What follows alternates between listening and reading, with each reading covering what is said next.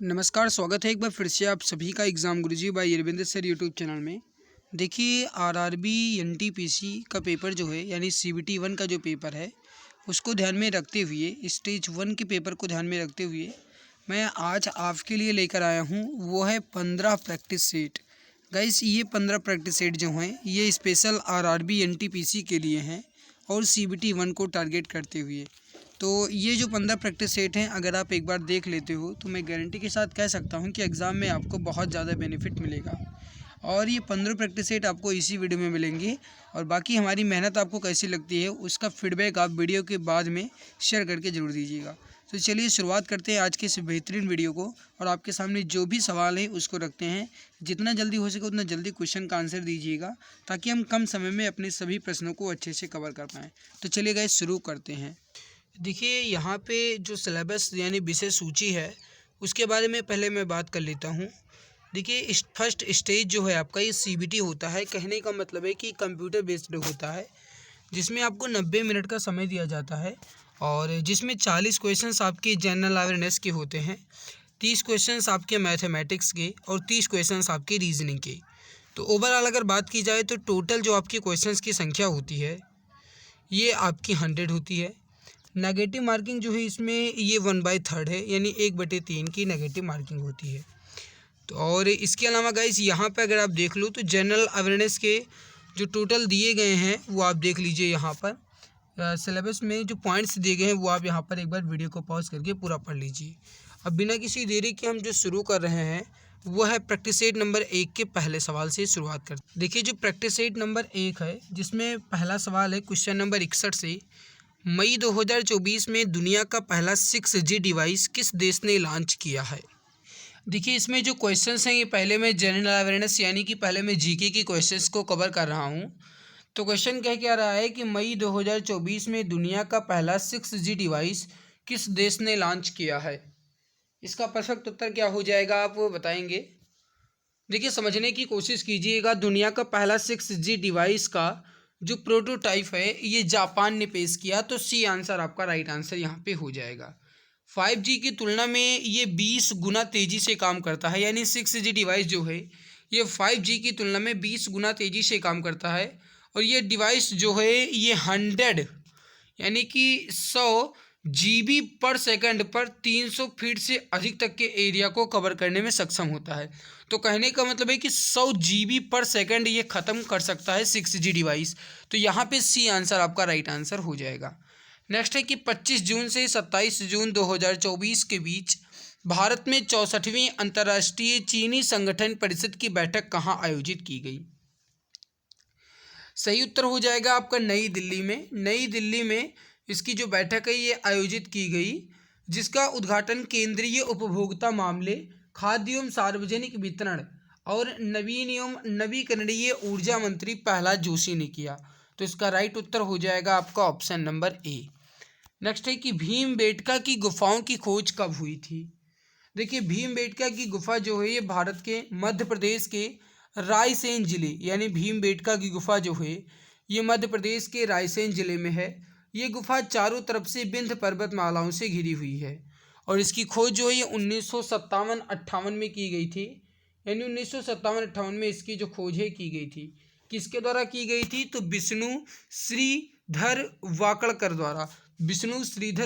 द्वारा इसकी खोज की गई थी। और जो भीमबेटका की गुफा है इसको 2003 में यूनेस्को की विश्व धरोहर स्थल में शामिल किया गया। तो इसको ध्यान रखिएगा कब 2003 में।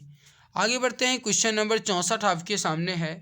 सवाल कह रहा है नीचे दिए गए शासकों का सही कालानुक्रम क्या है। तो देखिए समझने की कोशिश कीजिएगा। सही कालानुक्रम आपसे पूछ रहा है। सबसे पहले अगर बात की जाए तो यहाँ पे जो महमूद गजनवी हैं इनका जो मतलब कार्यकाल था ये 998 से लेकर के 1030 ईस्वी तक था। तो 998 से 1030 तक था महमूद गजनवी का। मोहम्मद गौरी जो है इनका 1173 से 1206 तक था।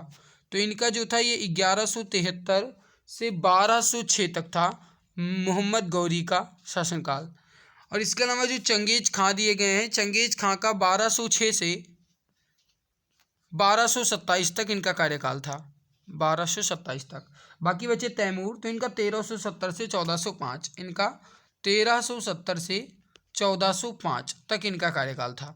तो इस हिसाब से देखा जाए तो सबसे पहले महमूद गजनवी, उसके बाद मोहम्मद गौरी, उसके बाद चंगेज खां, उसके बाद तैमूर खां। तो 2 4 3 1 यानी कि option number C correct answer आपका हो जाएगा 2 4 3 1। नेक्स्ट है कि भारत के पूर्वी तट पर स्थित इनमें से किस स्थान पर अंग्रेजों ने 1611 में अपना पहला कारखाना खोला?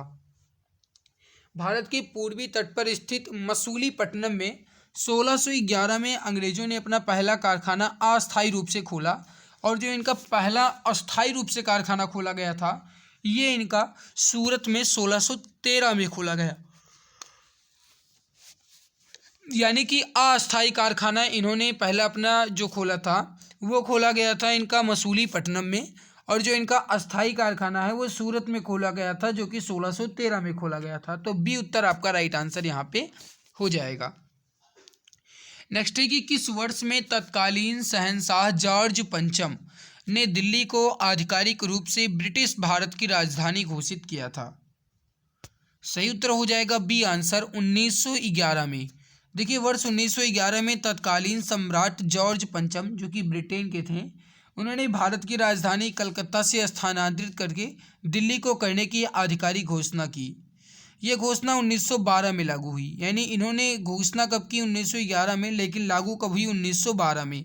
उस समय जो वायसराय थे वो थे हार्डिंग द्वितीय, जो कि 1910 से 1916 तक थे, और 1911 में ही बंगाल विभाजन को भी रद्द किया गया था, और दिल्ली दरबार में ही बंगाल विभाजन को भी रद्द किया गया। तो कब? 1911 में। नेक्स्ट है कि संविधान सभा ने किस दिन भारत के राष्ट्रीय ध्वज को अपनाया था? संविधान सभा ने किस दिन भारत के राष्ट्रीय ध्वज को अपनाया था?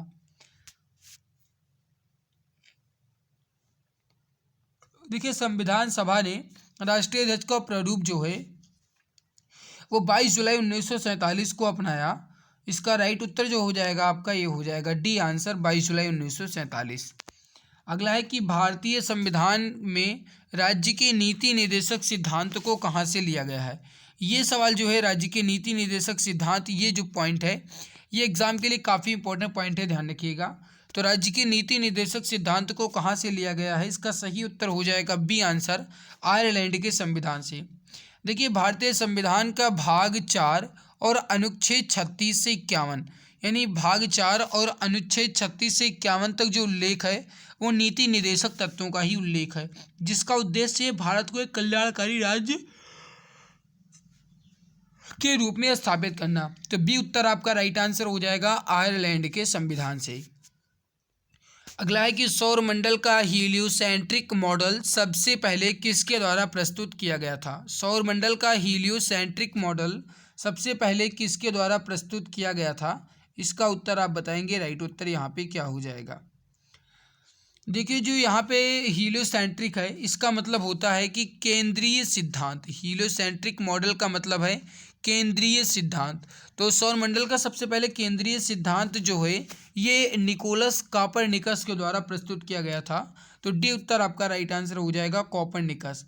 देखिए निकोलस कॉपरनिकस को आधुनिक खगोल विज्ञान का संस्थापक भी माना जाता है, और उन्होंने ही सबसे पहले कहा था कि सूर्य ब्रह्मांड के केंद्र में है और पृथ्वी सहित सभी ग्रह सूर्य का चक्कर लगाते हैं। ये किसके द्वारा कहा गया था? पहली बार तो कॉपरनिकस के द्वारा ही कहा गया था। तो डी उत्तर आपका राइट आंसर यहाँ पे हो जाएगा।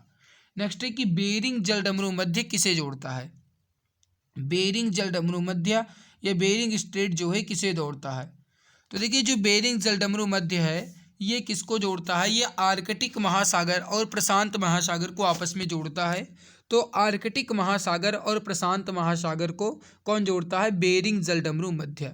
मेरे भाई एक बात आप और ध्यान रखिएगा, जो यहाँ पे हिंद महासागर और जावा सागर दिया गया है, तो जावा सागर और हिंद महासागर को कौन जोड़ता है? तो ये विभाजित भूभाग जो इसका है वो इंडोनेशिया है, और इसको सुंडा जलप्रपात जोड़ता है। सुंडा जलडमरू मध्य जोड़ता है इसको, ठीक है। और जो भूमध्य सागर और अटलांटिक महासागर है इसे जिब्राल्टर की संधि जोड़ती है। इससे कौन जोड़ती है भाई साहब? जिब्राल्टर। यहाँ पे मैं लिख दे रहा हूँ जिब्राल्टर, ठीक है। और जो अटलांटिक महासागर और हडसन की खाड़ी है, इसको हडसन से संबंधित है, ये हडसन से है, हडसन, ठीक है, समझ लीजिएगा। नेक्स्ट है कि निम्नलिखित में से उन राज्यों की पहचान कीजिए जो पूर्व मानसूनी बौछार यानी काल बैसाखी से संबंधित हैं। पूर्व मानसूनी बौछार या फिर काल बैसाखी से संबंधित हैं, उनकी पहचान करना है। बताइए राइट उत्तर यहाँ पे क्या हो जाएगा। तो इसका सही आंसर जो हो जाएगा आपका, ये हो जाएगा पश्चिम बंगाल और असम। देखिए समझने की कोशिश कीजिएगा, जो पश्चिम बंगाल और असम है इसमें काल बैसाखी के नाम से जाना जाता है, लेकिन जो जो मतलब केरल के साइड से हैं, केरल में, केरल के जो हैं वो इनको कॉफ़ी सावर कहते हैं, यानी काल बैसाखी को केरल में कॉफ़ी सावर कहा जाता है, तो ध्यान रखिएगा।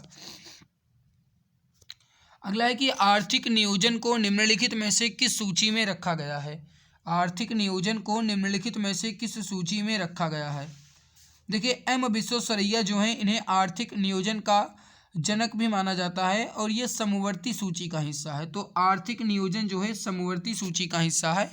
सही उत्तर हो जाएगा आपका ऑप्शन नंबर ए, समवर्ती सूची। अगला है कि भारत में ब्रिटिश साम्राज्य के प्रत्यक्ष शासन के अधीन आ गया था, यानी भारत जो है ये किस वर्ष में ब्रिटिश साम्राज्य के प्रत्यक्ष शासन के अधीन आ गया था। क्वेश्चन नंबर 73, सही उत्तर हो जाएगा बी आंसर, 1858 में। देखिए भारत सरकार अधिनियम 1858 के तहत ब्रिटिश ईस्ट इंडिया के शासन की जिम्मेदारी जो है ब्रिटिश क्राउन को सौंप दी गई और भारत का गवर्नर जनरल जो है ये वायसराय कहा जाने लगा और जो भारत है ब्रिटिश साम्राज्य के अधीन हो गया। तो कब, ये 1858 भारत सरकार अधिनियम के अंतर्गत। तो बी उत्तर आपका राइट आंसर यहाँ पे हो जाएगा। नेक्स्ट है कि प्रसिद्ध संगाई महोत्सव पूर्वोत्तर भारत के किस राज्य में आयोजित किए जाने वाला एक वार्षिक सांस्कृतिक उत्सव है। संगाई महोत्सव जो है कहाँ पे आयोजित किया जाता है, ये आपको बताना है। देखिए प्रत्येक वर्ष 21 नवंबर से लेकर के 30 नवंबर के बीच आयोजित किए जाने वाला 10 दिवसीय त्यौहार होता है संगाई महोत्सव, और इस महोत्सव का नाम मणिपुर में पाए जाने वाले संगाई हिरण के नाम पर भी रखा गया है। संगाई जो है मणिपुर का एक राजकीय पशु है, इस वजह से संगाई महोत्सव नाम रखा गया है। शुरुआत जो है इस महोत्सव की, संगाई महोत्सव की, ये 2010 में हुई थी, यानी संगाई महोत्सव की जो शुरुआत है ये 2010 में हुई थी। और इस महोत्सव के आयोजन का मुख्य उद्देश्य है कि मणिपुर को विश्व स्तर पर पर्यटन स्थल के रूप में विख्यात करना। तो मणिपुर आपका राइट उत्तर हो जाएगा, बी आंसर करेक्ट आंसर यहाँ पे हो जाएगा। आगे बढ़ते हैं। अगला सवाल है कि प्रसिद्ध भारतीय शास्त्रीय गायक पंडित जसराज इनमें से किस घराने से संबंधित हैं।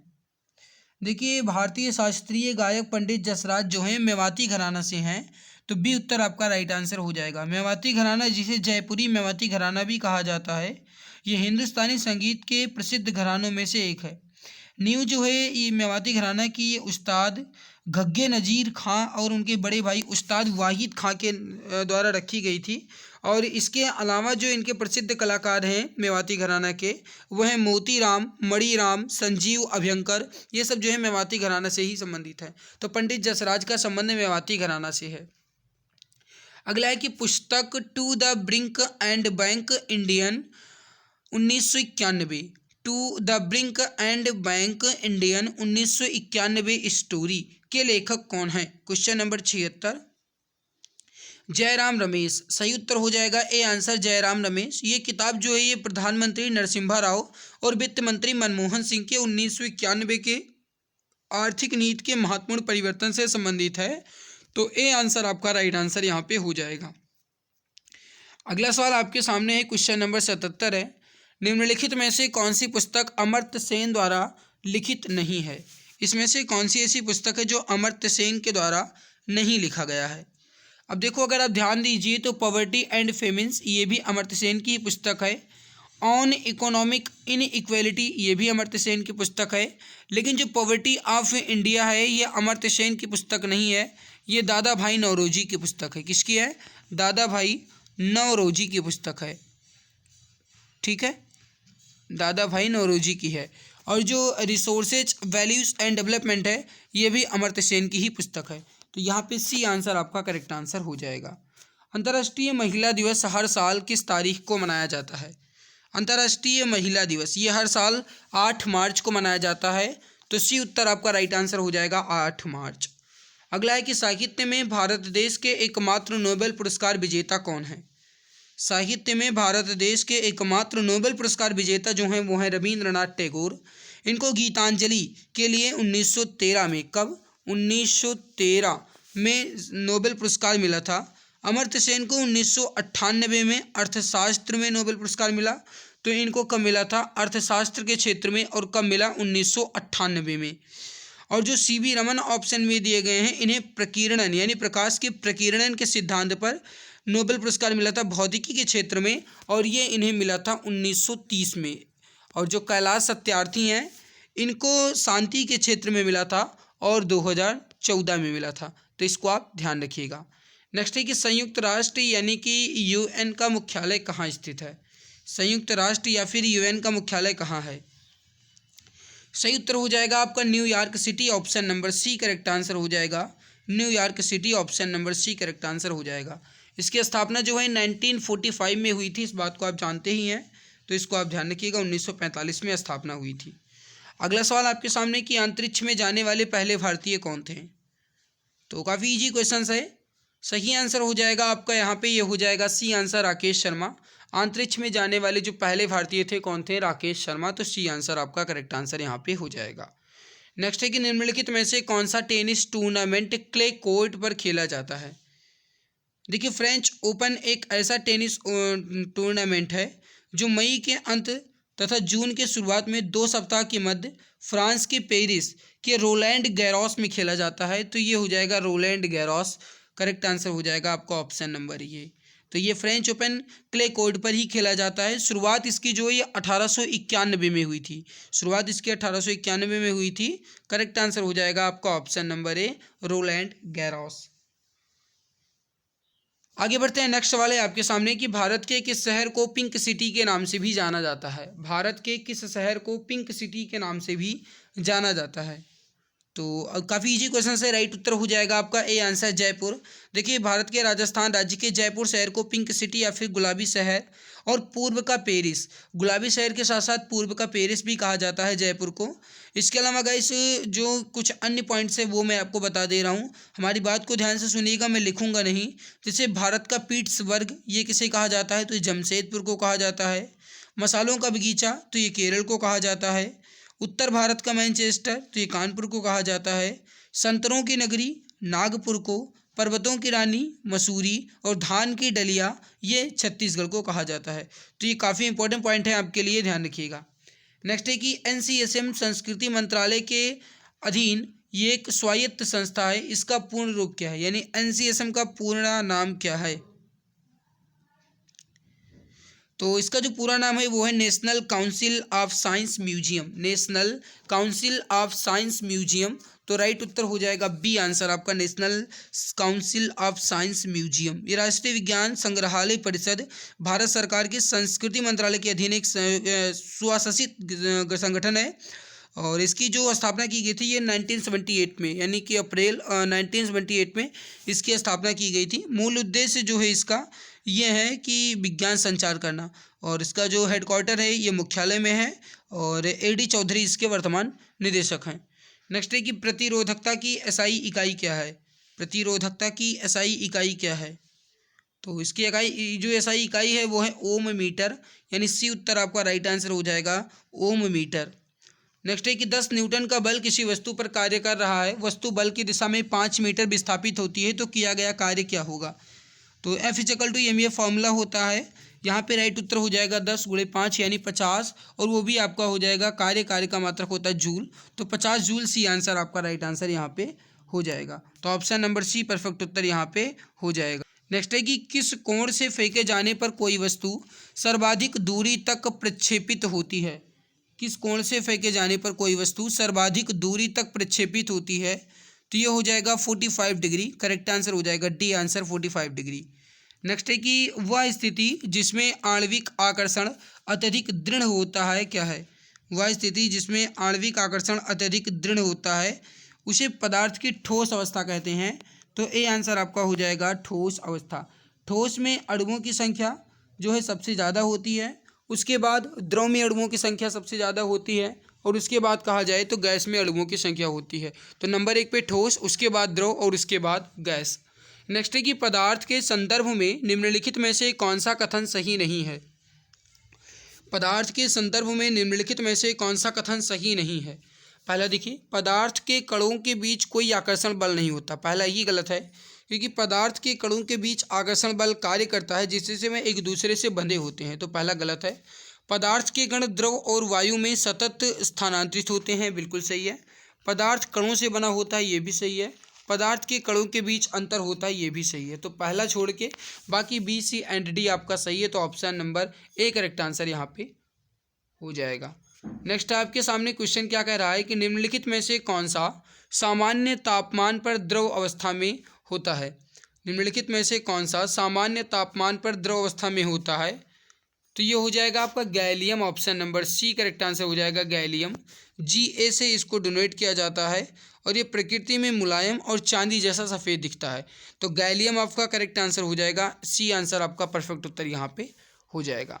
नेक्स्ट है कि निम्नलिखित में से कौन सा एक आयनिक यौगिक का गुण नहीं है। निम्नलिखित में से कौन सा एक आयनिक यौगिक का गुण नहीं है। देखिए, पानी में घुलनशील और पेट्रोल में अघुलनशील होते हैं, बिल्कुल सही है। कम गलनांक और क्वथनांक, मेरे भाई ये जो पॉइंट्स दिया गया है ये गलत है। आयनिक यौगिक के गलनांक और क्वथनांक ये दोनों उच्च होते हैं, तो ये गलत दिया गया है। ठोस और मजबूत होते हैं, सही है। उच्च गलनांक और क्वथनांक ये भी सही है। तो बी उत्तर आपका करेक्ट आंसर हो जाएगा। जो आयनिक यौगिक होते हैं इनके जो गलनांक हैं और क्वथनांक हैं ये दोनों उच्च होते हैं। तो बी उत्तर आपका यहाँ पे करेक्ट आंसर हो जाएगा। नेक्स्ट है कि एपिग्राफी का क्या अभिप्राय है, यानी एपिग्राफी में किसका अध्ययन किया जाता है। तो देखिए, जो शिलालेखों का अध्ययन ही एपिग्राफी के अंतर्गत ही किया जाता है। तो बी उत्तर आपका राइट आंसर हो जाएगा, शिलालेखों का अध्ययन। देखिए, जो ऑस्टियोलॉजी है इसमें कंकालों का अध्ययन किया जाता है ऑस्टियोलॉजी में। जो मानचित्र का अध्ययन है ये कार्टोग्राफी में किया जाता है। और जो न्यूमिस्मेटिक है इसमें सिक्कों का अध्ययन किया जाता है। तो यहाँ पे बी उत्तर आपका करेक्ट आंसर हो जाएगा। होमोसेपियंस शब्द किसके द्वारा दिया गया था। होमोसेपियंस शब्द किसके द्वारा दिया गया था। तो स्वीडन के जीव वैज्ञानिक कैरोलस लिनियस द्वारा ये दिया गया था होमोसेपियंस शब्द। ए आंसर आपका राइट आंसर हो जाएगा। होमोसेपियंस जो है ये मानव का वैज्ञानिक नाम है। तो ये आपका ए आंसर परफेक्ट उत्तर हो जाएगा। नेक्स्ट है कि श्वसन पथ में पश्चमाव यानी कि सीलिया की क्या भूमिका होती है। इसका आंसर आप बताएंगे। करेक्ट आंसर यहाँ पे क्या हो जाएगा। देखो, पश्चमाव फेफड़ों और वायुपथ से नाक की ओर स्थित बलगम को साफ करते हैं, ये बिल्कुल सही उत्तर है। तो बी उत्तर आपका राइट आंसर यहाँ पे हो जाएगा। नेक्स्ट है कि पक्सीनिया ग्रेमिनिस कवक से होता है। तो पक्सीनिया ग्रेमिनिस कवक से गेहूं में ब्लैक रस्ट हो जाता है। तो डी उत्तर आपका राइट आंसर यहाँ पे हो जाएगा, गेहूं में ब्लैक रस्ट। नेक्स्ट है कि निम्नलिखित में से कौन सा पादप हार्मोन पौधे के तने के विकास में मदद करता है। निम्नलिखित में से कौन सा पादप हार्मोन पौधे के तने के विकास में मदद करता है। तो ये हो जाएगा जिब्रेलिन। जिब्रेलिन एक ऐसा प्रकार का पादप हार्मोन है, ये पौधे के तनों के विकास, बीजों के अंकुरण एवं उनके विकास में मदद करता है। खोज जो है ये जिब्रेलिन की ये 1926 में कुरोसावा ने की थी। किसने की थी। तो कुरोसावा ने इसकी खोज की थी। किसने की थी। कुरोसावा ने। तो यहाँ पे डी आंसर राइट आंसर हो जाएगा। CPU की गति को किससे मापा जाता है, या CPU की गति को किससे मापा जा सकता है। CPU की गति जो है इसको मेगा हर्ट्ज में मापा जाता है। करेक्ट आंसर हो जाएगा आपका option number A, mega hertz में। नेक्स्ट है आपके सामने कि एक हाई लेवल सोर्स प्रोग्राम को पहले एक ऐसे रूप में स्थानांतरित किया जाना चाहिए जिसे मशीन समझ सकती हो। ये किस सॉफ्टवेयर का उपयोग करके किया जा सकता है। तो इसका राइट उत्तर हो जाएगा कंपाइलर का प्रयोग किया जाएगा। Option number C correct answer हो जाएगा। संरचनात्मक दृष्टिकोण से सभी पारिस्थितिक तंत्रों में जैविक और अजैविक घटक शामिल होते हैं। निम्नलिखित में से कौन सा पारिस्थितिक तंत्र का जैविक घटक है। तो देखो, जैविक घटक किसी भी पारिस्थितिक तंत्र में रहने वाले सभी सजीव घटक को जैविक घटक में सम्मिलित किया जाता है। कहने का मतलब है कि जो भी सजीव हैं उन सभी को जैविक घटक कहा जाता है। और किसी भी पारिस्थितिक तंत्र में पाए जाने वाले सभी निर्जीव पदार्थ जो होते हैं उन्हें अजैविक घटक कहा जाता है। तो इसमें से पूछा गया है कि पारिस्थितिक तंत्र के अंतर्गत जैविक घटक इसमें कौन सा है, तो हरे पौधे ही आपके जैविक घटक हैं।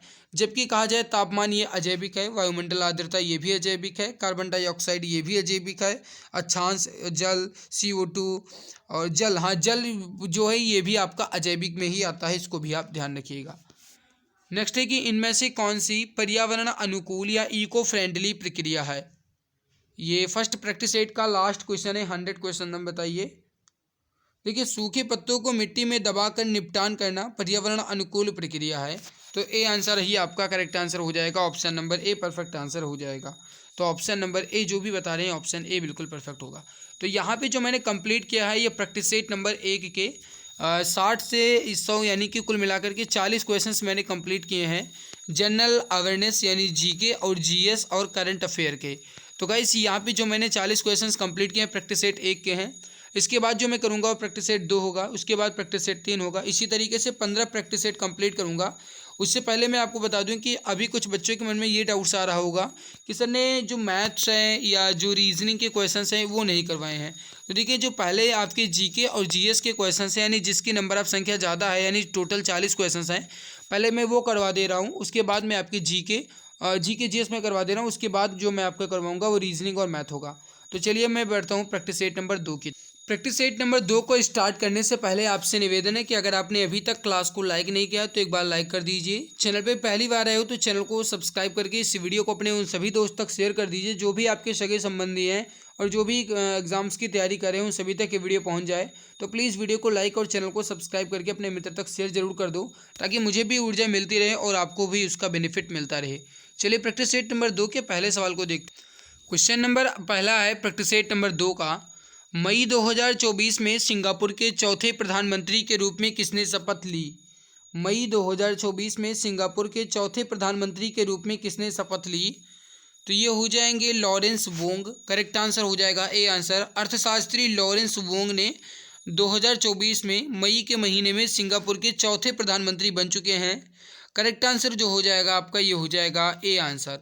जो इनको शपथ है वो राष्ट्रपति थर्मन शनमुगारत्नम ने दिलाई है। तो ए आंसर आपका राइट उत्तर हो जाएगा। वह राज्य जिसने जून 2024 में बहन बेटी स्वावलंबन प्रोत्साहन योजना की शुरुआत की, उस राज्य का नाम बताइए। जून 2024 में बहन बेटी स्वावलंबन प्रोत्साहन योजना की शुरुआत की गई और ये राज्य है झारखंड। इसके अंतर्गत ऐसी महिलाएं जो झारखंड राज्य में किसी संचालित पेंशन योजना का लाभ नहीं ले रही हैं वो आवेदन कर सकती हैं और इस योजना के तहत विभिन्न समुदाय की महिलाओं को शिक्षा, स्वास्थ्य, पोषण, सशक्तिकरण और पारिवारिक निर्णय लेने में उनकी महत्वपूर्ण भूमिका बढ़ाने के लिए 1000 की वित्तीय सहायता प्रदान की जाएगी। तो सी उत्तर आपका राइट आंसर यहाँ पे हो जाएगा। नेक्स्ट है कि धौलावीरा किस राज्य में स्थित है। धौलावीरा किस राज्य में स्थित है। देखिए, धौलावीरा जो है ये गुजरात राज्य के कच्छ जिले के भचाऊ तालुका में स्थित है। तो ये गुजरात आपका राइट उत्तर हो जाएगा, गुजरात के कच्छ में।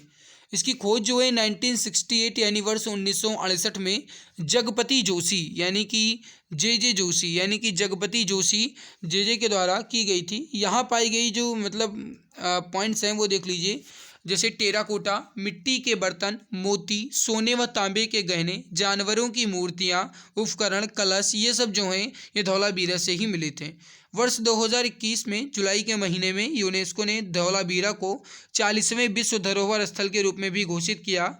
करेक्ट उत्तर जो हो जाएगा आपका ये हो जाएगा ए आंसर। एक पॉइंट्स आप नोट कीजिएगा कि प्रतिष्ठित सूची में शामिल होने वाला सिंधु सभ्यता में भारत का ये पहला स्थल है जो कि विश्व विरासत में शामिल हुआ था। तो धौलावीरा आपका राइट उत्तर यहाँ पे हो जाएगा। नेक्स्ट है कि इनमें से किसके द्वारा दिल्ली सल्तनत में इकता प्रणाली को संस्थागत रूप से लागू किया गया था। इनमें से किसके द्वारा दिल्ली सल्तनत में इकता प्रणाली को संस्थागत रूप से लागू किया गया था। तो ये हो जाएगा इल्तुतमिश। इल्तुतमिश ने इकता प्रणाली की शुरुआत जो है ये वर्ष 1226 में की थी। इकता जो एक भूखंड होता था, इसके नियंत्रणकर्ता जो हैं उनको वली या फिर मुक्ति कहा जाता था और ये इस भूक्षेत्र में कानून व्यवस्था के साथ भू राजस्व की वसूली करते थे। इस राजस्व का एक हिस्सा जो है केंद्र को फजाविजल के रूप में दिया जाता था। ठीक है, करेक्ट आंसर हो जाएगा आपका ए आंसर। पानीपत की तीसरी लड़ाई किस वर्ष में लड़ी गई थी। नेक्स्ट है कि पानीपत की तीसरी लड़ाई किस वर्ष में लड़ी गई थी। देखिए जो पानीपत की तीसरी लड़ाई है ये अहमद शाह अब्दाली और मराठों के बीच वर्ष 1761 में लड़ी गई थी। तो करेक्ट आंसर हो जाएगा आपका ए आंसर। देखिए इस युद्ध में मराठों का सेनापति सदाशिवराव भाऊ थे और इस युद्ध में अहमद शाह अब्दाली जो है विजयी हुए थे। तो ए आंसर आपका करेक्ट आंसर हो जाएगा। इस युद्ध के जो प्रत्यक्षदर्शी हैं वो काशीराज पंडित हैं, यानी अपनी आंखों से देखने वाले का नाम क्या है, काशीराज पंडित हैं। उन्होंने कहा कि पानीपत का तृतीय युद्ध मराठों के लिए प्रलयकारी सिद्ध हुआ, उन्होंने ये कहा था। तो ए आंसर आपका राइट आंसर हो जाएगा। एक बार एग्जाम में पूछा भी गया था कि पानीपत का तृतीय युद्ध मराठों के लिए प्रलयकारी सिद्ध हुआ, ये कथन किसका है, तो ये प्रत्यक्षदर्शी काशीराम पंडित का था, तो इस काशीराज पंडित का। तो ए आंसर आपका राइट आंसर यहाँ पे हो जाएगा। नेक्स्ट है कि होम रूल लीग के संस्थापक कौन थे, या फिर होम रूल लीग आंदोलन के संस्थापक कौन थे, इसका आंसर आप बताएंगे। राइट उत्तर क्या हो जाएगा, करेक्ट आंसर हो जाएगा एनी बेसेंट। देखिए होम रूल आंदोलन जो है तिलक और एनी बेसेंट के द्वारा संवैधानिक प्रावधानों के तहत रहते हुए स्वशासन प्राप्त करने के उद्देश्य से चलाया गया था। करेक्ट उत्तर हो जाएगा आपका B answer Annie Besant. Next आपके सामने है सवाल है कि भारतीय संविधान में मौलिक अधिकार किस संविधान से अंगीकार किए गए हैं। भारतीय संविधान में मौलिक अधिकार किस संविधान से अंगीकार किए गए हैं।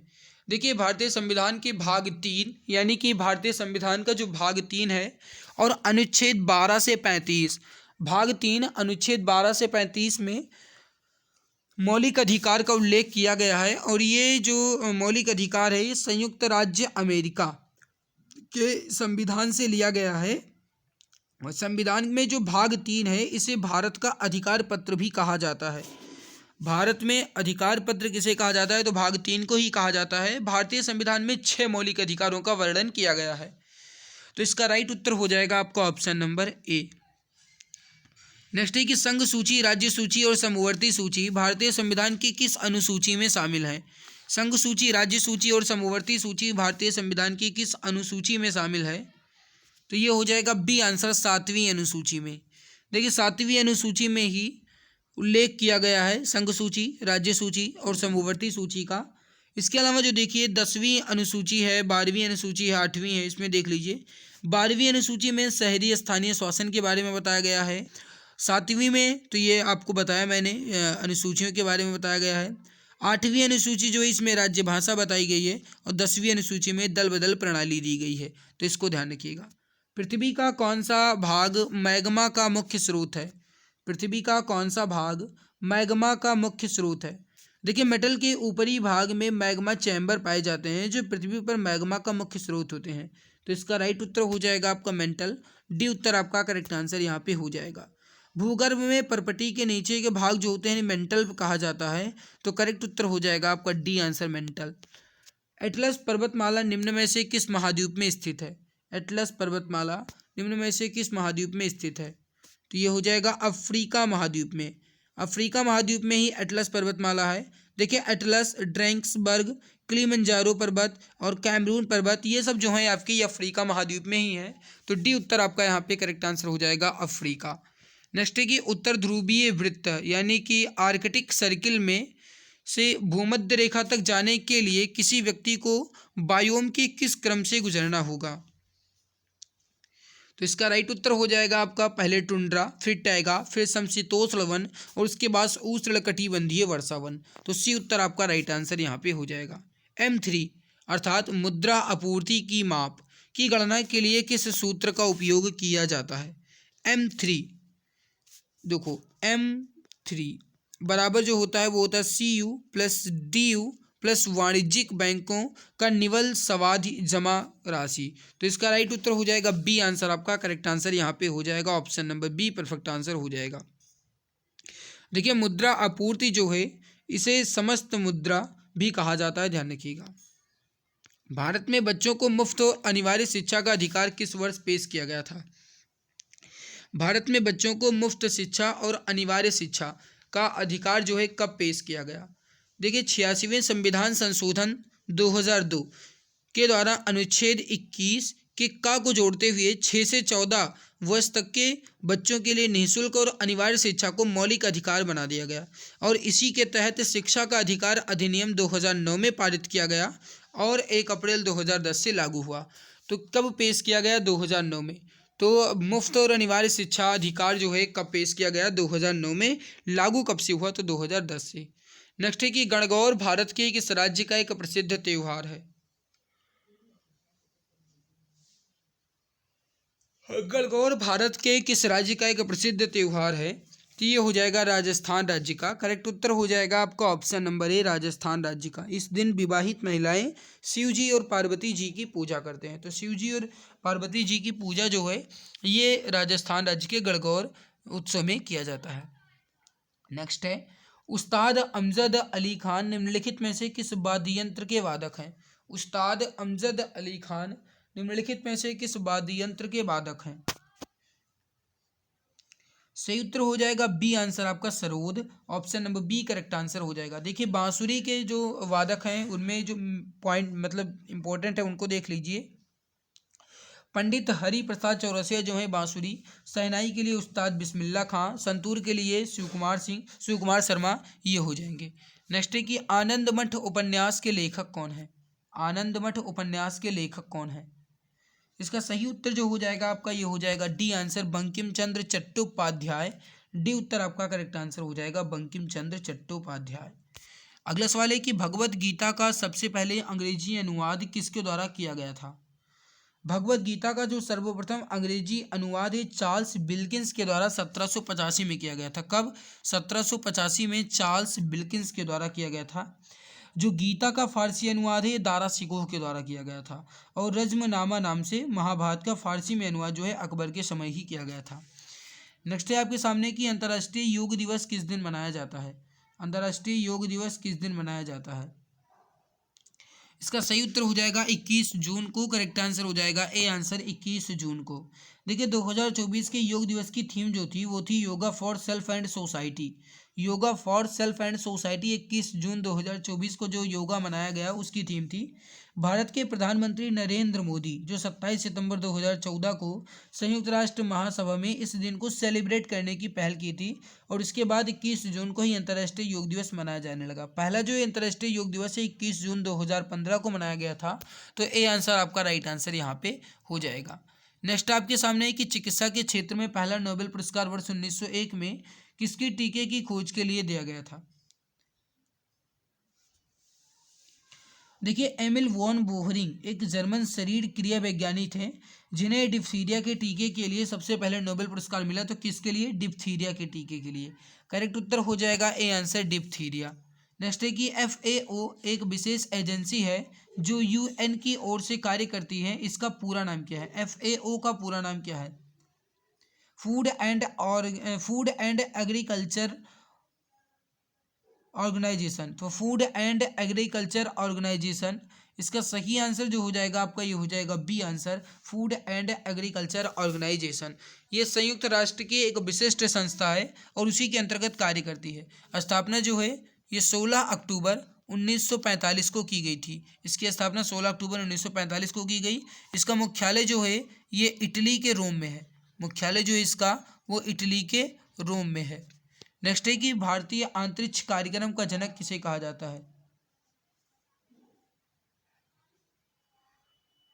देखिए भारत में अंतरिक्ष अनुसंधान के लिए जो सबसे पहले मतलब प्रयास किए गए थे वो 1962 में प्रधानमंत्री जवाहरलाल नेहरू और उनके जो करीबी सहयोगी थे विक्रम साराभाई, उनके प्रयास से ही किया गया था। तो यहाँ पे राइट उत्तर जो हो जाएगा B answer, Vikram Sarabhai. B answer आपका राइट आंसर हो जाएगा। नेक्स्ट है कि एजरा कप इनमें से किस खेल से संबंधित है? एजरा कप इनमें से किस खेल से संबंधित है? एजरा कप भारत में प्रतिवर्ष आयोजित किए जाने वाला पोलो टूर्नामेंट है। तो सी उत्तर राइट हो जाएगा, पोलो। पहला एजरा कप जो है ये वर्ष 1880 में आयोजित किया गया और पोलो के प्रत्येक टीम में 4 खिलाड़ी होते हैं, ये बात आप ध्यान रखिएगा। तो इसका राइट उत्तर हो जाएगा आपका सी आंसर। अगला है कि नाम द्रोलिंग मठ भारत के किस राज्य में स्थित है? नाम द्रोलिंग मठ भारत के किस राज्य में स्थित है? इसका सही उत्तर हो जाएगा डी आंसर, कर्नाटक में।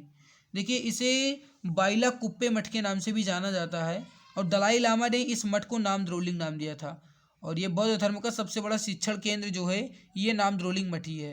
तो डी उत्तर आपका राइट उत्तर हो जाएगा, कर्नाटक में है। Option number D correct answer हो जाएगा। नेक्स्ट है कि विविध विषयों पर जानकारी के संग्रह बृहत संहिता को किसके द्वारा लिखा गया? इसका सही उत्तर हो जाएगा वराहमिहिर। वराहमिहिर गुप्त सम्राट चंद्रगुप्त द्वितीय विक्रमादित्य के नवरत्नों में से एक थे और प्रसिद्ध गणितज्ञ एवं खगोलज्ञ थे। तो इसका राइट उत्तर हो जाएगा वराहमिहिर। कल्हड़ ने राजतरंगिणी लिखा है। नागार्जुन ने क्या लिखा है आप बताएंगे। और जो चरक हैं इन्होंने चरक संहिता लिखी है। नेक्स्ट है आपके सामने कि संवेग की एसआई इकाई क्या है? संवेग की एसआई इकाई क्या है? इसका हो जाएगा किलोग्राम मीटर पर सेकंड। तो बी उत्तर आपका राइट आंसर हो जाएगा किलोग्राम मीटर पर सेकंड। इसका ऑप्शन नंबर बी जो है आपका ये परफेक्ट उत्तर यहाँ पे हो जाएगा। नेक्स्ट है कि 50 न्यूटन का एक बल एक वस्तु को 10 मीटर तक विस्थापित कर देता है। बल द्वारा किया गया कार्य कितना होगा? काफ़ी इजी क्वेश्चन है, इसका आंसर आप बताएंगे। कार्य बराबर होता है बल और बल की दिशा में किया गया विस्थापन। हमसे पूछा गया कार्य, तो मेरे प्यारे भाई बल गुणे बल की दिशा में किया गया विस्थापन, यानी 50 को आप 10 मीटर से गुणा करेंगे तो 500 और कार्य का मात्रक होता है जूल, तो ये हो जाएगा 500 जूल। ए आंसर आपका राइट उत्तर यहाँ पे हो जाएगा। नेक्स्ट है कि नकारात्मक त्वरण निम्नलिखित में से किस दिशा की विपरीत होगा? नकारात्मक त्वरण निम्नलिखित में से किस दिशा की विपरीत होगा? तो इसका सही उत्तर हो जाएगा आपका वेग के। करेक्ट आंसर हो जाएगा ए आंसर वेग के विपरीत होगा। नेक्स्ट है कि 0 डिग्री सेंटीग्रेड कितने डिग्री फ़ारेनहाइट के बराबर होता है? 0 डिग्री सेंटीग्रेड कितने डिग्री फ़ारेनहाइट के बराबर होता है? तो इसका फॉर्मूला होता है, फिलहाल आप याद रखिएगा 32 डिग्री फ़ारेनहाइट, यानी डी आंसर आपका राइट उत्तर यहाँ पे हो जाएगा। एक मिश्र धातु किसका एक उदाहरण है? एक मिश्र धातु किसका एक उदाहरण है? दो या दो से अधिक रासायनिक पदार्थों के समांगी मिश्रण को विलयन कहते हैं और इसका सही उत्तर जो हो जाएगा आपका ये हो जाएगा ठोस विलयन। तो सी उत्तर आपका राइट आंसर यहाँ पे हो जाएगा ठोस विलयन। देखिए ठोस में जो ठोस का विलयन है, जैसे मिश्र धातुओं में जैसे कहा जाए पीतल, तो पीतल आपका ठोस में ठोस का ही विलयन है और ये तांबा और जस्ता से मिलकर बनता है। ठोस में द्रव के विलयन उसे पारा धातु का विलयन कहते हैं। वायु में कपूर का विलयन, तो एक गैस में ठोस का विलयन होता है ना। तो सी उत्तर आपका राइट आंसर यहाँ पे हो जाएगा। नेक्स्ट है कि निम्नलिखित में से कौन सी एक उपधातु है? निम्नलिखित में से कौन सी एक उपधातु है? तो इसका सही उत्तर हो जाएगा सिलिकॉन। सिलिकॉन जो है आपके एक उपधातु है, तो बी उत्तर डी उत्तर आपका राइट आंसर हो जाएगा। अगला सवाल है कि अभिक्रिया MgO + CO Mg + CO2 में किस पदार्थ का ऑक्सीकरण होता है? कार्बन मोनोऑक्साइड का ऑक्सीकरण होगा, यानी बी उत्तर आपका राइट आंसर हो जाएगा कार्बन मोनोऑक्साइड। प्राचीन काल के जानवरों, पौधों एवं अन्य जीवों के संरक्षित अवशेषों या चिन्हों के अध्ययन का विज्ञान क्या कहलाता है? तो इसे कहा जाता है जीवाश्म विज्ञान, या फिर कहा जाए तो पैलियोटोलॉजी। तो पैलियोटोलॉजी या फिर जीवाश्म विज्ञान कहा जाता है। सी उत्तर आपका राइट आंसर यहाँ पे हो जाएगा। देखिए जो एंथ्रोपोलॉजी है, नृप विज्ञान है, इसमें मानव शास्त्र या फिर मानव विज्ञान का अध्ययन किया जाता है। पुरातत्व विज्ञान या फिर कहा जाए आर्कियोलॉजी, इसमें मानव संस्कृति के विकास के क्रम को समझा जाता है। और जो औषधि विज्ञान है, इसमें जड़ी बूटियों का अध्ययन किया जाता है। अगला है कि जीवों द्वारा जीने के लिए और अधिकांश या फिर अधिक वंश वृद्धि के लिए बेहतर अनुकूलित वातावरण बनाने की प्रक्रिया को क्या कहते हैं? तो इसे प्राकृतिक चयन कहते हैं। ए आंसर आपका राइट आंसर हो जाएगा प्राकृतिक चयन। ऑप्शन नंबर ए परफेक्ट उत्तर यहाँ पे हो जाएगा। इस वीडियो में आगे बढ़ने से पहले आप सभी को बता दें कि अगर आप रेलवे एग्जाम्स की तैयारी कर रहे हैं तो आपके लिए एक रामबाण संग्रह सीरीज के नाम से ई बुक लॉन्च की गई है, जो स्पेशल रेलवे एग्जाम्स के लिए है, जिस पे 60% का डिस्काउंट चल रहा है। ये ई बुक आपको मात्र 39 रुपये की मिल जाएगी। इस ई बुक की खास बात ये है कि इसमें आपको जीके, साइंस, मैथ पूरा कंप्लीट मिलेगा और इसके साथ आपको एक 5000 से अधिक जीके के क्वेश्चंस की ई बुक बिल्कुल फ्री में मिलेगी। तो ये ई बुक आपको जो है ये बिल्कुल फ्री में मिलेगी। ये वाली 5000 से अधिक जीके के क्वेश्चंस की है और इस ई बुक को अगर आप एक बार पढ़ लेते हो तो जीके विषय का डर पूरी तरीके से खत्म हो जाएगा। इसमें आपको history, geography, economic, constitution, science, physics, chemistry, biology, static GK के पूरे 5000 क्वेश्चंस के साथ एक्स्ट्रा पॉइंट्स मिलेंगे और ये पूरी की पूरी ई बुक जो है इमेज एंड कलरफुल के साथ है। तो अगर आप लेना चाहते हैं तो इस ई बुक को आप 60% डिस्काउंट के साथ ले सकते हैं, वो भी मात्र 39 रुपये में। तो अगर आपको लेना है तो आप इससे दिए गए व्हाट्सएप नंबर ध्यान से नोट कीजिएगा 8948667652 8948 667652। इसी नंबर पे आपको व्हाट्सअप करना है, यहीं से आपको ये ई बुक मिल जाएगी और इस ई बुक के बारे में पूरी जानकारी मिलेगी। और ये ई बुक मात्र 39 की अभी के लिए मिल रही है 60% डिस्काउंट के साथ, वरना बाद में इसका दाम 99 हो जाएगा तो फिर आप कहोगे कि दाम इसका बहुत ज़्यादा हो गया है। तो इस वजह से मात्र 39 की मिल रही है। और अभी आपके लिए ऑफर भी चल रहा है कि ये जो ई बुक है ये रामबाण संग्रह सीरीज और जो जीके के क्वेश्चंस की दोनों आपको बिल्कुल साथ में मिल रही है 39 में ही। तो आप इस नंबर पे एक बार व्हाट्सएप करके जानकारी जरूर ले लीजिएगा। अगर आप इस ई बुक को एक बार पढ़ लेते हो तो गारंटी के साथ कह सकता हूँ कि एग्जाम में आप बहुत बेहतरीन प्रदर्शन करके आओगे। चलिए आगे बढ़ते हैं, अगला सवाल देखते हैं। नेक्स्ट सवाल आपके सामने है कि मानव शरीर में पाइरूवेट का ऑक्सीविघटन कहाँ पर होता है। मानव शरीर में पाइरूवेट का ऑक्सीविघटन कहाँ पर होता है। इसका सही आंसर जो हो जाएगा 94 नंबर सवाल है, मानव शरीर में पाइरूवेट का ऑक्सीविघटन ये कहाँ पर होता है, तो ये हो जाएगा माइटोकॉन्ड्रिया में। इसका सही उत्तर हो जाएगा आपका option number A mitochondria. Mitochondria ये आंसर राइट होगा। ब्रेड बनाने में इस्तेमाल किए जाने वाला खमीर कौन सा है। ब्रेड बनाने में इस्तेमाल किए जाने वाला खमीर कौन सा है, तो इसका सही उत्तर हो जाएगा ए आंसर, किण्वन के लिए उत्प्रेरक के रूप में कार्य करता है। तो करेक्ट आंसर हो जाएगा आपका ए आंसर। देखिए ईस्ट या फिर कहा जाए खमीर, ये एक कोशिकीय मृत पजूबी कवक होते हैं। इसका पता जो है सबसे पहले ल्यूवेन हॉक ने लगाया था। इसका उपयोग किण्वन प्रक्रिया के द्वारा अम्ल, शराब या फिर कहा जाए डबल रोटी बनाने में किया जाता है। तो इसका सही उत्तर हो जाएगा ए आंसर। पृथ्वी या फिर गुरुत्वाकर्षण के खिंचाव की प्रतिक्रिया में अंकुर और जड़ों में क्रमशः ऊपर और नीचे की ओर होने वाली वृद्धि को क्या कहा जाता है। इसका सही उत्तर हो जाएगा बी आंसर, गुरुत्वानुवर्तन कहते हैं। तो बी उत्तर आपका राइट आंसर हो जाएगा, गुरुत्वानुवर्तन। देखिए प्रकाश जो प्रकाशानुवर्तन है इसमें प्रकाश की दिशा में पौधे की वृद्धि जैसे सूरजमुखी, और जो जलानुवर्तन है इसमें पानी या फिर कहा जाए कि नमी की ओर पौधे के हिस्सों की वृद्धि, और जो रसायनुवर्तन है इसमें कुछ रासायनिक पदार्थों की प्रतिक्रिया में पौधे के अंगों में वृद्धि होती है। नेक्स्ट है कि कौन सा बैकअप के बारे में सच नहीं है, यानी कौन सा इसमें बैकअप के बारे में गलत दिया गया है। देखिए कंप्यूटर फाइलों की सटीक प्रतिलिपि यह कारोबार की निरंतरता योजना का हिस्सा है। पीसी को नियमित रूप से बैकअप की आवश्यकता नहीं है, ये गलत है। ऑफ साइट और ऑन साइट पर बैकअप अधिक फायदेमंद होता है, ये भी सही है। तो सी आंसर आपका गलत दिया गया है, तो ऑप्शन नंबर सी राइट होगा। कंप्यूटर प्रोग्रामिंग में वायरस का सही पूर्ण रूप क्या है। कंप्यूटर प्रोग्रामिंग में वायरस, देखिए वायरस जो एक सॉफ्टवेयर प्रोग्राम है और ये डिवाइस में सेव डाटा की चोरी या फिर उसे हानि पहुंचाना या फिर पूरे सिस्टम को ख़राब कर सकता है। वायरस का मतलब होता है vital information resource under siege. तो करेक्ट आंसर हो जाएगा आपका डी आंसर, आपका option number D correct answer यहाँ पे, sorry option number B correct answer हो जाएगा यहाँ पे, रिसोर्सेज है ना। तो बी उत्तर आपका राइट आंसर हो जाएगा, vital information resources under siege. तो बी उत्तर आपका करेक्ट आंसर यहाँ पे हो जाएगा। नेक्स्ट है कि खाद्य श्रृंखला के तीसरे पोषी स्तर में निम्नलिखित में से किसे शामिल किया गया है। खाद्य श्रृंखला के तीसरे पोषी स्तर में निम्नलिखित में से किसे शामिल किया गया है। इसका सही आंसर हो जाएगा द्वितीयक उपभोक्ता को। तो करेक्ट आंसर हो जाएगा आपका ऑप्शन नंबर सी। केंद्रीय प्रदूषण नियंत्रण बोर्ड द्वारा रात्रि के दौरान आवासीय क्षेत्रों के लिए प्रस्तावित मानक शोर स्तर क्या है। देखिए केंद्रीय प्रदूषण निवारण एवं नियंत्रण अधिनियम जो है 1976 के अधीन 1974 के अधीन सितंबर 1974 में लाया गया था। और रात्रि के दौरान आवासीय क्षेत्र के लिए जो प्रस्तावित मानक शोर है 45 डेसिबल है। तो इसका सही उत्तर हो जाएगा सी आंसर, 45 डेसिबल। दिन में 55 डेसिबल, और जो औद्योगिक क्षेत्र है वहाँ पर 75 डेसिबल, और रात्रि में औद्योगिक क्षेत्र में 70 डेसिबल। वाणिज्यिक क्षेत्र में कहा जाए तो 65 डेसिबल। तो इसका सही उत्तर जो हो जाएगा आपका ये हो जाएगा C answer, option number C perfect उत्तर यहाँ पे हो जाएगा। प्रैक्टिस सेट 2 भी कंप्लीट हो चुका है। अब जो मैं कंप्लीट करूंगा वो है आपका प्रैक्टिस सेट नंबर 3। तो प्रैक्टिस सेट नंबर 3 के सवालों को देखते हैं। उससे पहले भाई लाइक कर दो, और मैं बहुत अच्छे तरीके से आपको पढ़ाने की कोशिश कर पा रहा हूँ। अगर कहीं कोई गलती होती है या फिर कहीं कोई मिस्टेक है तो वीडियो के नीचे कमेंट सेक्शन में आप कमेंट करके अपना फीडबैक शेयर कर सकते हैं। आप मुझे बता सकते हैं, कोई सुझाव देना चाहें तो सुझाव भी दे सकते हैं, मैं उसमें बदलाव लाने की पूरी कोशिश करूंगा। तो आप कमेंट सेक्शन में कमेंट करके बता दीजिएगा, ऑफलाइन वाले कमेंट सेक्शन में, ठीक है। तो अब हम शुरुआत करते हैं प्रैक्टिस सेट नंबर 3 के पहले सवाल से।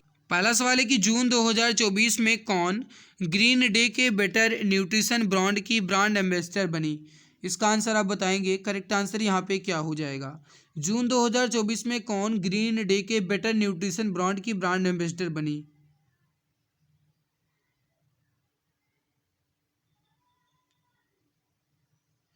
इसका राइट उत्तर हो जाएगा आपका यहाँ पे, ये हो जाएगा पीवी सिंधु। बी उत्तर आपका राइट आंसर हो जाएगा, बैडमिंटन खिलाड़ी पीवी सिंधु। नेक्स्ट है कि 19 जून 2024 को विश्व आर्थिक मंच द्वारा जारी वैश्विक ऊर्जा संक्रमण सूचकांक 2024 में भारत की कौन सी रैंकिंग है? इसका सही आंसर जो हो जाएगा आपका, ये हो जाएगा 63वीं। रैंकिंग जो है 63वीं है, और स्वीडन जो है ये पहले स्थान पर था। तो सी उत्तर आपका राइट आंसर यहाँ पे हो जाएगा। अगला है कि बृहदारण्यक, मुंडक और तैत्तिरीय निम्नलिखित में से किस श्रेणी के धार्मिक ग्रंथों के उदाहरण हैं? बृहदारण्यक, मुंडक और तैत्तिरीय उपनिषद श्रेणी के धार्मिक ग्रंथ के उदाहरण हैं, तो उपनिषद हो जाएगा। सी उत्तर आपका राइट आंसर हो जाएगा। भारत का जो राष्ट्रीय आदर्श वाक्य है सत्यमेव जयते, ये मुंडको उपनिषद से ही लिया गया है। पुराणों की संख्या कुल मिलाकर के 18 है, जिसमें मत्स्य पुराण ये सबसे प्राचीन पुराण माना जाता है। रेहला नामक प्रसिद्ध पुस्तक निम्नलिखित में से किसके द्वारा लिखी गई, जिसमें 14वीं शताब्दी में भारतीय उपमहाद्वीप के सामाजिक और सांस्कृतिक जीवन के बारे में अत्यंत समृद्ध और रोचक वर्णन किया गया है? तो ये पुस्तक जो है ये लिखी गई है, option number A, Ibn Battuta द्वारा। मोरक्को के निवासी इब्न बतूता के द्वारा ये पुस्तक लिखी गई है। 1342 में मोहम्मद तुगलक ने उसे अपना दूत बनाकर चीन भेजा था, और मोहम्मद तुगलक ने उसे दिल्ली का काजी भी नियुक्त किया। तो इब्न बतूता ही आपका राइट उत्तर होगा, ए आंसर करेक्ट आंसर यहाँ पे हो जाएगा। नेक्स्ट आपके सामने क्वेश्चन क्या कह रहा है, समझिएगा कि बंगाल के नवाब सिराजुद्दौला प्लासी की लड़ाई में किस वर्ष हारे थे? तो देखिए, बंगाल के नवाब सिराजुद्दौला प्लासी की लड़ाई में किस वर्ष हारे थे? तो प्लासी की लड़ाई जो है 23 जून सन 1757 को हुई थी। ये आंसर ही आपका राइट आंसर हो जाएगा, 23 जून सन 1757। भगत सिंह और बटुकेश्वर केशव दत्त ने दिल्ली केंद्रीय विधानसभा में बम फेंके, वह किसका विरोध कर रहे थे? भगत सिंह और बटुकेश्वर केशव दत्त दिल्ली की केंद्रीय विधानसभा में बम फेंके थे, वह किसका विरोध कर रहे थे? इसका राइट उत्तर हो जाएगा C answer, trade dispute bill and public safety bill. देखिए, हिंदुस्तान सोशलिस्ट रिपब्लिक एसोसिएशन के 2 सदस्य भगत सिंह और बटुकेश्वर दत्त, इन्होंने 18 अप्रैल 1929 को दिल्ली केंद्रीय विधानसभा में trade dispute bill and public safety bill के विरोध में बम फेंका। इनका उद्देश्य था सरकार को डराना, केवल उनका यही उद्देश्य था। केंद्रीय विधानसभा में बम फेंकते समय ही पहली बार भगत सिंह ने इंकलाब जिंदाबाद का नारा दिया था। भगत सिंह और बटुकेश्वर दत्त को गिरफ्तार कर लिया गया और विधानसभा में बम फेंकने और कुछ अन्य षड्यंत्रों से जोड़कर लाहौर षड्यंत्र केस के तहत इनका मुकदमा भी चलाया गया था। तो सी उत्तर आपका राइट आंसर यहाँ पे हो जाएगा। भारतीय संविधान के इनमें से किस अनुच्छेद में नए राज्यों के गठन, सीमाओं के फेरबदल इत्यादि से संबंधित वर्णन किया गया है? इसका राइट उत्तर हो जाएगा आर्टिकल नंबर 3 यानी अनुच्छेद 3 में। देखिए, आर्टिकल 1 यानी अनुच्छेद 1 में कहा गया है कि संघ का नाम और उनके राज्य क्षेत्र के बारे में। अनुच्छेद 2 में कहा गया है संसद विधि द्वारा संघ में नए राज्यों के प्रवेश या फिर स्थापना। और अनुच्छेद 10 में नागरिकता के अधिकार का बना रहना, नागरिकता के अधिकारों का बना रहना अनुच्छेद 10 में कहा गया है। भारतीय संविधान की उद्देशिका में समाजवादी, पंथनिरपेक्ष और अखंडता शब्द किस संशोधन द्वारा शामिल किए गए थे? राइट उत्तर हो जाएगा 42वें संविधान संशोधन 1976। 42वें संविधान संशोधन अधिनियम 1976 द्वारा भारतीय संविधान की उद्देशिका में समाजवादी, पंथनिरपेक्ष और अखंडता शब्द को शामिल किया गया। तो बी उत्तर आपका राइट आंसर यहाँ पे हो जाएगा। भूप्रपटी की संरचना में अभ्रक की मात्रा लगभग कितनी होती है? भूप्रपटी की संरचना में अभ्रक की मात्रा लगभग कितनी होती है? सही उत्तर हो जाएगा आपका यहाँ पे, ये हो जाएगा 4%, लगभग 4% होती है। तो बी उत्तर आपका राइट आंसर यहाँ पे हो जाएगा। उस युग्म का चयन करें जो सुमेलित नहीं है। मरुस्थल और उनकी स्थिति बताई गई है, लेकिन इसमें गलत कौन सा है ये आपको बताना है। कालाहारी मरुस्थल भारत, पहला ही गलत है, क्योंकि कालाहारी मरुस्थल जो है बोत्सवाना मध्य अफ्रीका में है। तो ये मध्य अफ्रीका का है, ना कि भारत का। तो पहला ही गलत दिया गया है।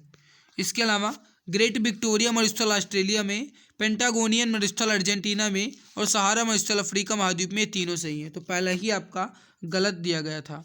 संकर तिलहनों की बुआई की वजह से खाद्य तेल के उत्पादन में अचानक हुई वृद्धि को कौन सी क्रांति कहा गया है? संकर तिलहनों की बुआई की वजह से खाद्य तेल के उत्पादन में अचानक हुई वृद्धि को कौन सी क्रांति कहा गया है? पीली क्रांति, क्योंकि तिलहनों के उत्पादन जो पीली क्रांति से ही संबंधित है।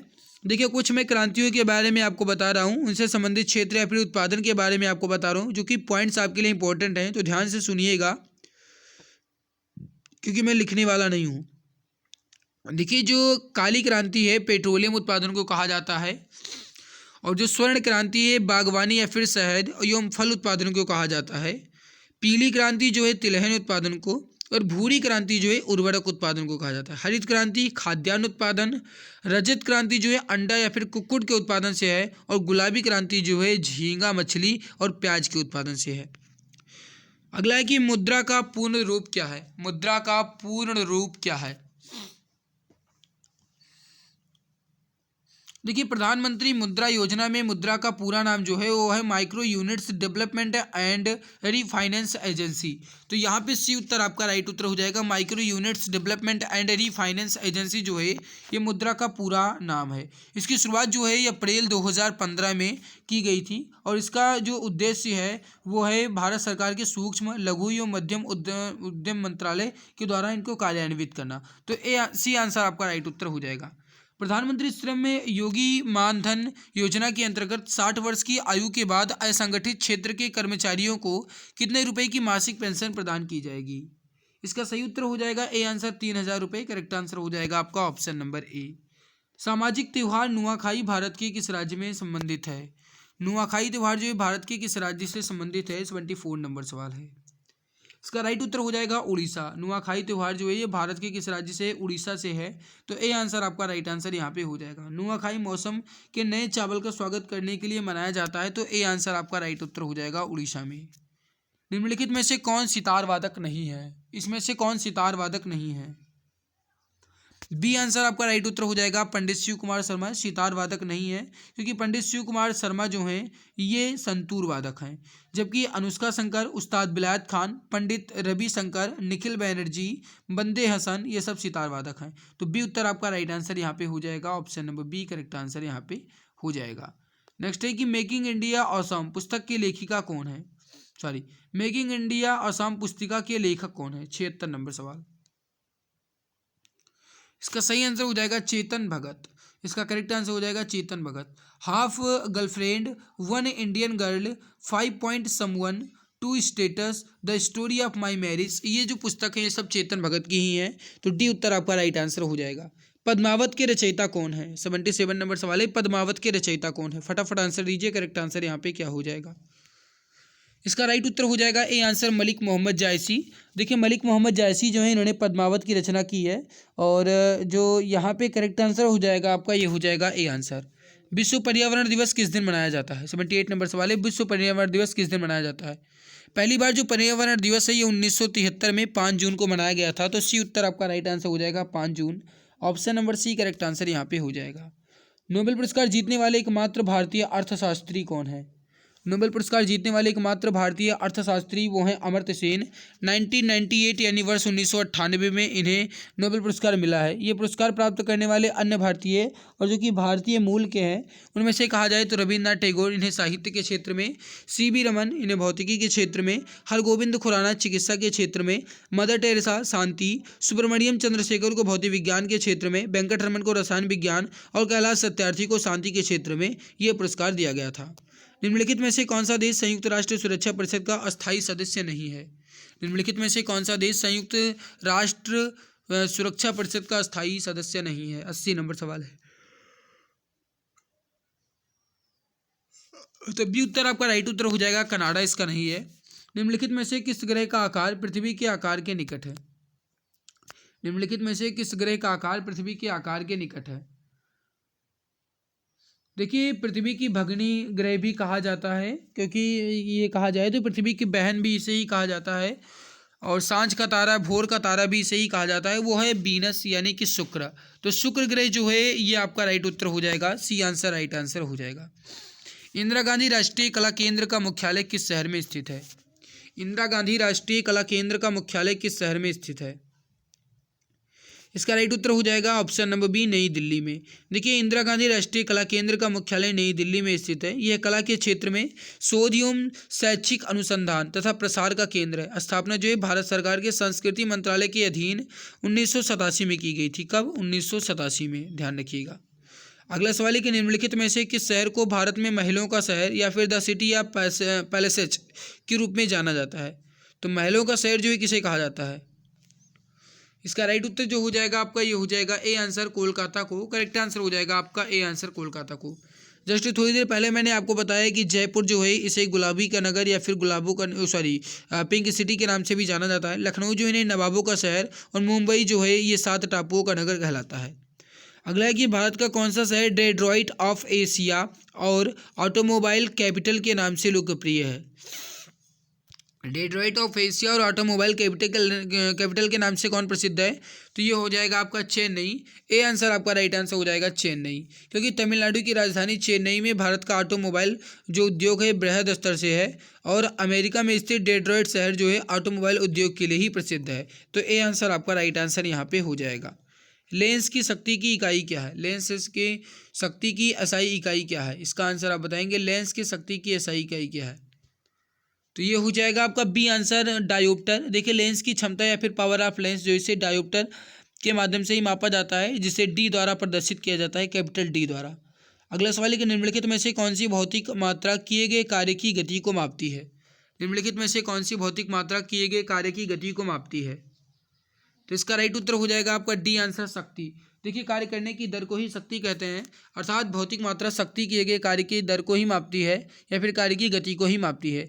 यदि किसी कर्ता द्वारा डब्ल्यू कार्य टी समय में किया जाए तो शक्ति जो हो ये W/T होगी।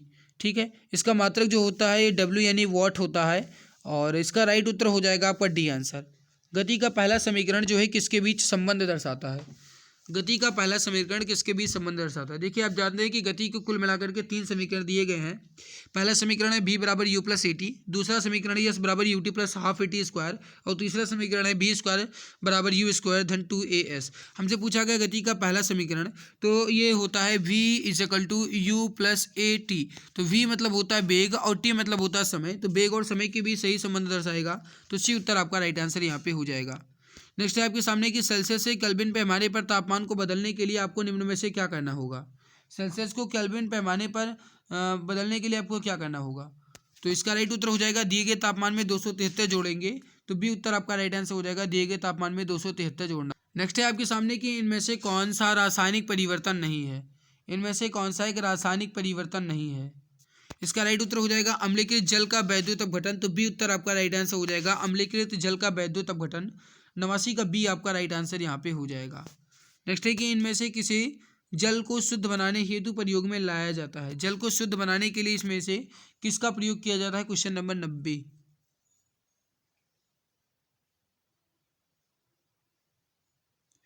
इसका राइट उत्तर जो हो जाएगा आपका, ये हो जाएगा रिवर्स परासरण। देखिए, रिवर्स परासरण ये समुद्री पानी के जल शुद्धिकरण में नमक और पानी के अणुओं से अन्य पदार्थों को दूर करने के लिए उपयोग में लाया जाता है। परासरण विलायक के अणु कम सांद्रता वाले घोल से अधिक सांद्रता वाले घोल की ओर गति करते हैं। तो सी उत्तर आपका राइट आंसर यहाँ पे हो जाएगा। घटती हुई प्रतिक्रिया के क्रम में व्यवस्थित आम धातुओं को इस प्रकार से जाना जाता है। राइट उत्तर हो जाएगा आपका गतिविधि श्रृंखला के नाम से। Option number C correct answer हो जाएगा, गतिविधि श्रृंखला। करेक्ट आंसर हो जाएगा आपका ऑप्शन नंबर सी, परफेक्ट उत्तर यहाँ पे हो जाएगा। नेक्स्ट है कि केंद्रक और कोशिका झिल्ली के बीच मौजूद जेली जैसे पदार्थ को क्या कहते हैं? साइटोप्लाज्म या फिर कहा जाए कोशिका द्रव्य कहा जाता है। इसका राइट उत्तर हो जाएगा आपका ऑप्शन नंबर बी, कोशिका द्रव्य। नेक्स्ट है आपके सामने कि जीवों के वर्गीकरण का कौन सा स्तर कुल यानी कि फैमिली और स्पेसीज यानी कि जाति के बीच आता है? जाति के वर्गीकरण का कौन सा स्तर कुल या फिर फैमिली और जाति या फिर कहा जाए स्पेसीज के बीच आता है? देखिए, अगर कहा जाए तो वर्तमान समय में अंतर्राष्ट्रीय नामकरण कोड द्वारा जीवों के वर्गीकरण के 7 श्रेणियां यानी कि 7 रैंक्स जो है परिभाषित की गई है। इसमें पहले कहा जाए तो किंगडम यानी कि जो आपका जगत है, संघ, फिर वर्ग, फिर गण, फिर कुल, वंश और जाति। तो इसमें से कहा जाए मेरे भाई, हमसे पूछा गया है कि जाति और जो कुल है, फैमिली और जो स्पीसीज है, इसके बीच क्या आता है? तो जीनस या फिर वंश आता है। तो सी उत्तर आपका राइट आंसर हो जाएगा, जीनस या फिर वंश। जब ऑक्सीजन की अनुपस्थिति में भी श्वसन होता है तो इसे क्या कहते हैं? जब ऑक्सीजन की अनुपस्थिति में भी श्वसन हो तो उन्हें क्या कहा जाता है? अवायवीय श्वसन कहेंगे। बी उत्तर आपका राइट आंसर हो जाएगा, अवायवीय श्वसन। निम्नलिखित में से कौन सहजीवी संबंध को दर्शाता है? निम्नलिखित में से कौन सहजीवी संबंध को दर्शाता है? 95 नंबर सवाल बताएंगे। सही उत्तर हो जाएगा लाइकेन। लाइकेन कवक तथा शैवाल दोनों से मिलकर बनता है। इसमें कवक तथा शैवालों का संबंध जो है सहजीवी यानी कि सिम्बायोटिक होता है। कवक जल, खनिज, लवण, विटामिन आदि शैवाल को प्रदान करता है और शैवाल प्रकाश संश्लेषण की क्रिया द्वारा कार्बोहाइड्रेट का निर्माण करके कवक को प्रदान करते हैं। तो ये आपका सही उत्तर हो जाएगा ए आंसर, लाइकेन। निम्नलिखित में से कौन सी वनस्पतियों में प्रच्छन्न प्रजनन अंग यानी कि हिडन रिप्रोडक्टिव ऑर्गन्स होते हैं? इसका सही उत्तर हो जाएगा आपका मर्सीलिया। डी उत्तर आपका राइट आंसर हो जाएगा, मर्सीलिया। कंप्यूटर शब्दावली में MIPS का अर्थ क्या है? कंप्यूटर शब्दावली में MIPS का मतलब क्या है? Million instructions per second. Correct answer हो जाएगा आपका option number B, million instructions per second. Next है कि उबंटू, मिंट और फेडोरा इनमें से किसके संस्करण हैं? सही आंसर हो जाएगा आपका लिनक्स के, option number A correct answer हो जाएगा, Linux. Option number A correct answer हो जाएगा। नेक्स्ट है कि जैवमंडल आरक्षित क्षेत्र का सबसे सही विवरण कौन सा है? जैवमंडल आरक्षित क्षेत्र का सबसे सही विवरण कौन सा है? सही आंसर हो जाएगा सतत विकास के अध्ययन स्थल। सी आंसर आपका राइट आंसर यहाँ पे हो जाएगा। एक जलीय जीव की सेहत ज्ञात करने के लिए किस चीज की गणना की जाती है? करेक्ट आंसर हो जाएगा घुली हुई ऑक्सीजन की गणना की जाती है। ए आंसर आपका राइट आंसर हो जाएगा, घुली हुई ऑक्सीजन की गणना की जाती है। सो गाइस यहाँ पे जो मैंने कंप्लीट किया है ये आपके प्रैक्टिस सेट 1 और 2 और 3 प्रैक्टिस सेट कंप्लीट हो चुके हैं। इसके बाद जो मैं कंप्लीट करूंगा वो है प्रैक्टिस सेट नंबर 4। यानी कुल मिलाकर के कहा जाए तो अब तक आपने 120 क्वेश्चंस को कंप्लीट किया है विद एक्सप्लेनेशन के साथ। आई होप ये हमारी मेहनत आपको अच्छी लग रही होगी। अगर अच्छी लग रही है तो लाइक जरूर कर दीजिए। जब क्लास पूरी कंप्लीट हो जाए उसके बाद गाइस आप वीडियो के नीचे कमेंट सेक्शन में अपना फीडबैक जरूर शेयर कीजिएगा कि मेरी मेहनत आपको कैसी लग रही है। कहीं कोई भी सुझाव है तो आप वो भी सुझाव दे सकते हैं, उस पर मैं काम जरूर करूँगा। बाकी गाइस अगर आपको अच्छी लगी लाइक जरूर कर दिया करो। चैनल पर पहली बार हो तो सब्सक्राइब कर लो ताकि आने वाली हर एक नई क्लास की नोटिफिकेशन आपको समय से मिला करे। पीडीएफ जो है ये मैं आपको Telegram channel exam Guruji by year पर दे दूंगा। टेलीग्राम चैनल को ज्वाइन करने के लिए वीडियो के नीचे डिस्क्रिप्शन बॉक्स में लिंक दी गई है, वहां से आप टेलीग्राम चैनल को ज्वाइन कर सकते हैं। तो अब जो मैं स्टार्ट करूंगा वो है आपका प्रैक्टिस सेट नंबर 4।